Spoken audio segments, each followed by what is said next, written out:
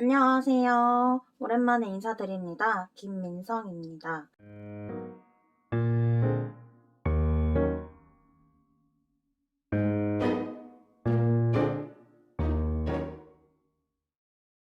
네, 오늘은요, 어떤 걸 이야기해 보려고 하냐면, 문헌정보학과에 대해서 이야기를 하려고 합니다. 그동안 제 채널에서는 사서교사나 아니면 뭐 독서교육, 아니면 정보 콘텐츠 등에 대한 이야기를 많이 다뤘었는데, 오늘은 저희 학과에 대해서 이야기를 좀 하려고 합니다. 문헌정보학과가 사람들에게 알려진 이미지와 그리고 학과 내에서의 배우는 것들의 그 괴리라고 해야 될까? 실체가 굉장히 다른 학과 중에 하나라고 생각을 하거든요. 그래서 그런 것들에 대해서 오늘 알려드리는 시간이 되었으면 좋겠습니다.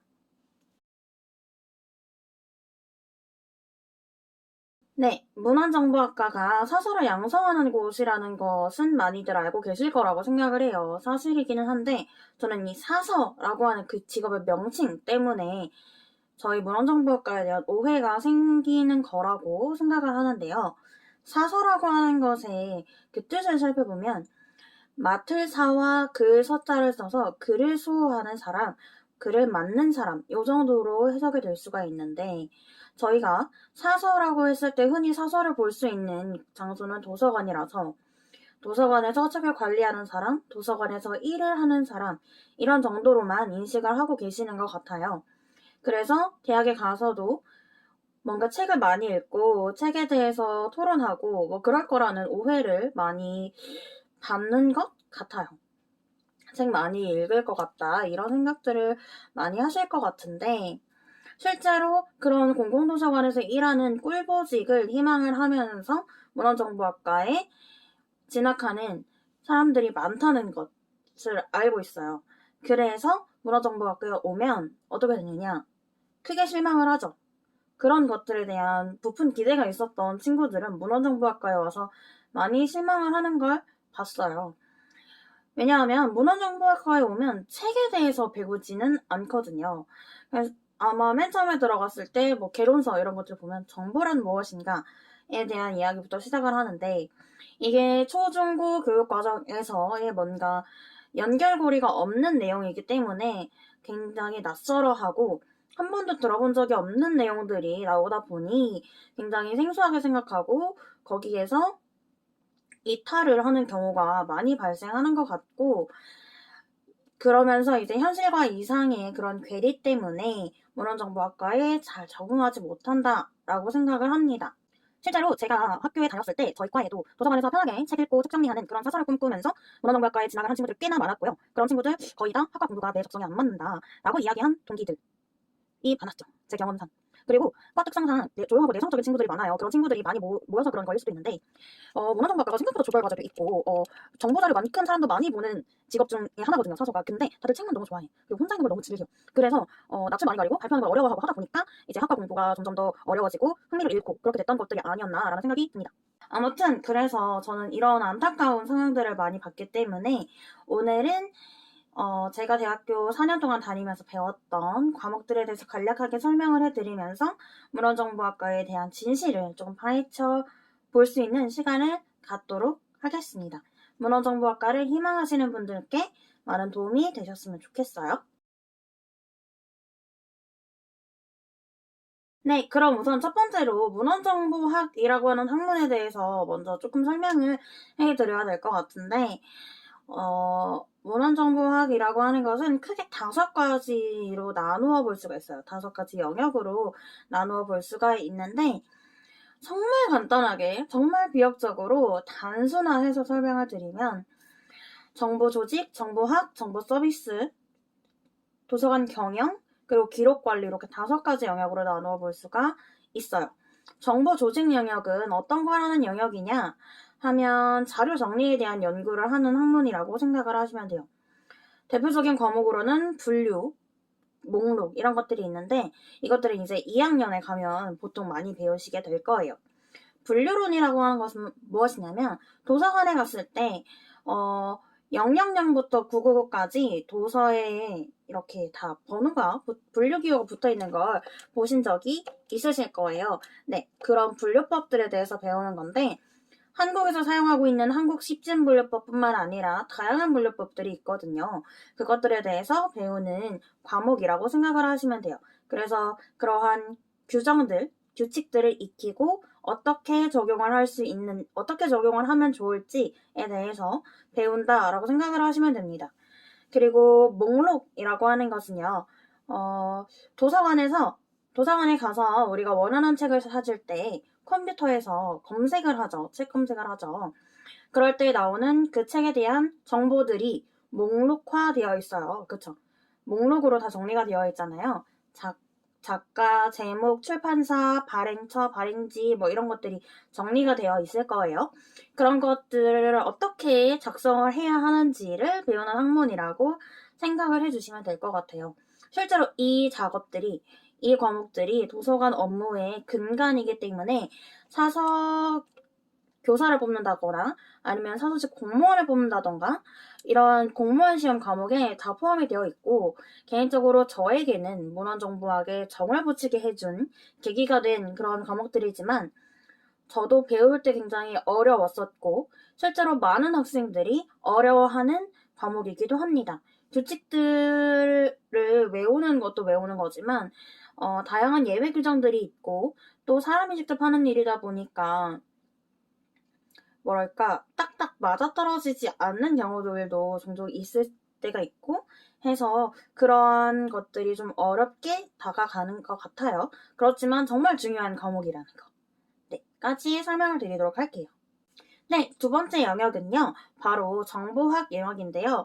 정보학 영역은 정보를 수집하고 검색하고 배포하고 디지털화하는 것에 대해서 배우는 영역이라고 보시면 되는데, 제가 가장 사랑하는 영역이기도 하고 또 사설을 꿈꾸고 책이 좋아서 문헌정보학과에 온 친구들이 가장 치를 떠는 영역이 바로 이 영역이에요.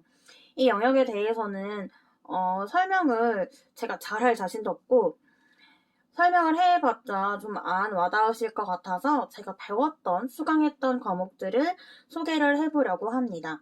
우선 저는 데이터베이스에 대해서 이해하기 위해서 액세스라고 하는 것을 배웠어요. 액세스도 배웠고, 도서관이 어떻게 디지털화 되어 갔느냐에 대한 것도 배웠고요. 그리고 파이썬이라고 하는 프로그래밍 언어를 배워서 실제로 코딩을 해보기도 하고, 이것에 응용된 과목으로서 컴퓨터 공학과랑 융합 수업을 통해서 직접 코딩을 하고 텍스트 마이닝이라고 하는 정보 검색을 실제로 해보기도 하고 그랬습니다. 그리고 통계학도 배웠어요. 통계학과 함께 그 컴퓨터에서 그래프를 그리는 R이라고 하는 언어가 있는데 그 R을 배우는 과목도 있었고요. 그리고 4차 산업혁명에 대해서 2달 동안 배우기도 하고 그랬습니다.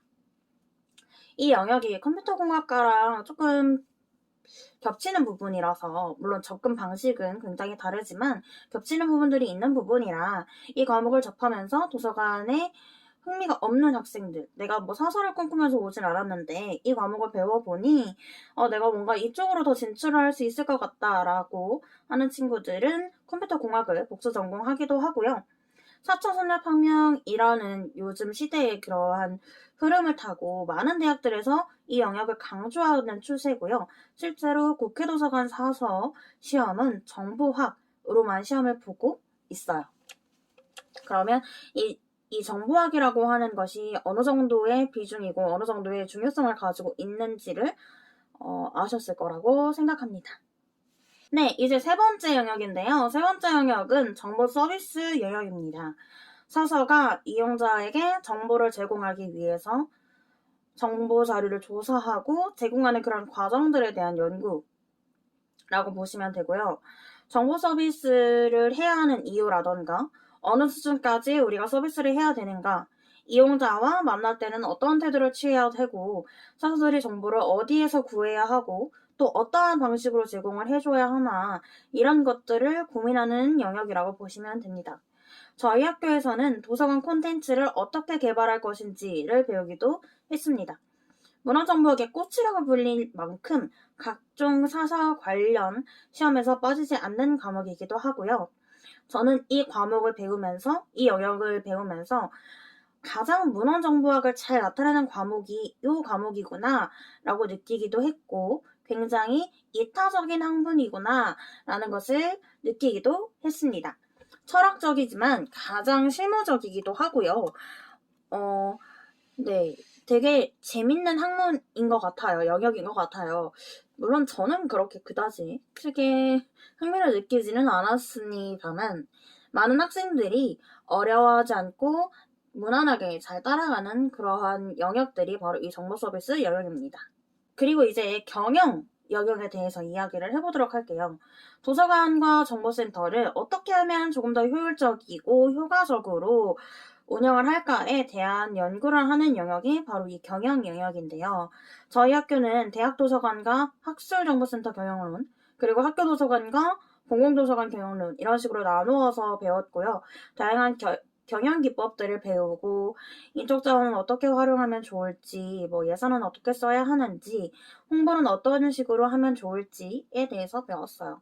원래 경영이라고 하는 것은 효과적이고 효율적인 방법으로 최대 이윤을 내기 위해서 하는 활동인데, 도서관이라고 하는 것은 비영리 기관이다 보니 어떻게 달라야 하는지, 도서관에서의 경영은 어떤 차이가 있는지를 배우는 것입니다. 네, 가장 조별 과제가 많은 과목입니다. 네, 발표도 많이 하고요. 저희는 갑자기 그날 수업 잘 듣고 있다가, 자, 그러면 지금부터 너네 도서관장이라면 어떻게 운영할 건지에 대해서 이야기해볼까? 라던가, 아니면 갑자기 도서관을 홍보하는 방안에 대해서 옆자리에 있는 친구랑 같이 사절지 이렇게 정리를 해서 발표를 해보자, 이런 식으로 하는 것들도 굉장히 많았고요.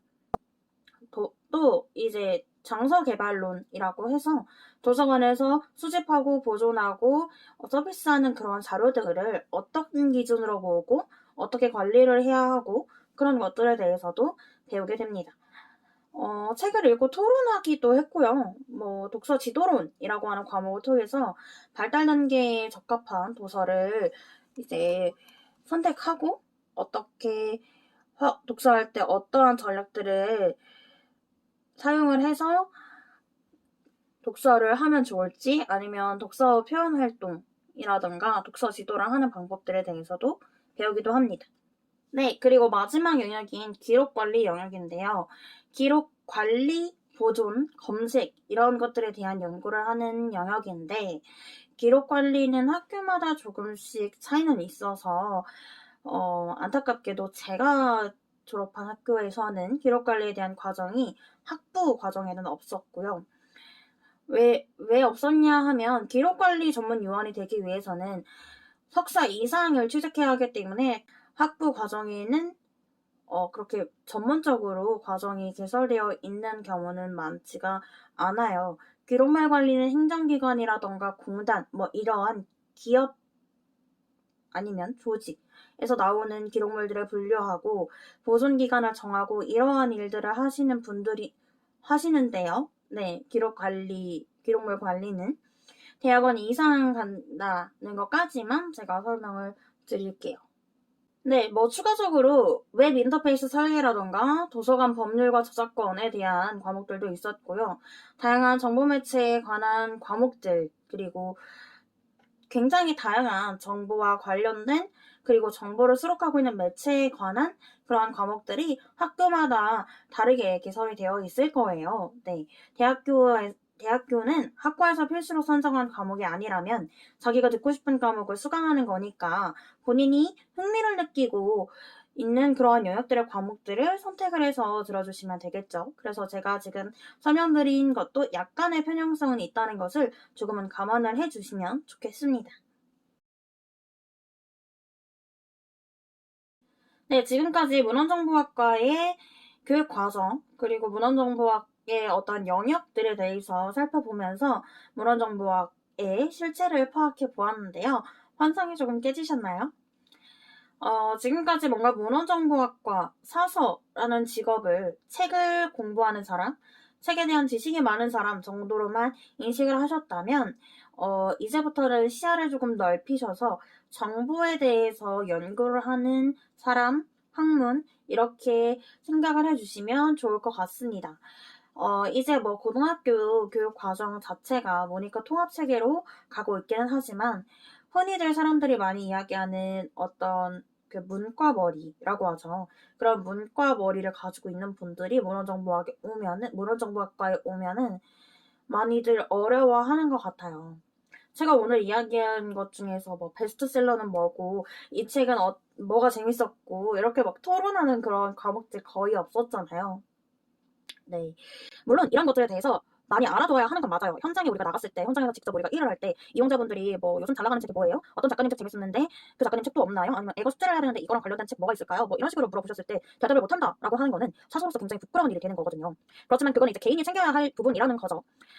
책을 많이 읽고 아니고 뭐 책에 대한 애정이 있고 없고 이거는 이제 한 사람 그 사서의 전문성을 판단하는 기준이 될 것이기 때문에 그것은 이제 개인이 잘 챙겨야 하는 부분들인 거예요. 책에 대한 애정이 없다라고 하는 거는 기본이 없는 사서가 되게 되는 거고 책에 대한 애정은 있는데 전공 지식이 없다? 그러면은 그건 이제 실력이 부족한 사서가 될 수밖에 없는 거겠죠.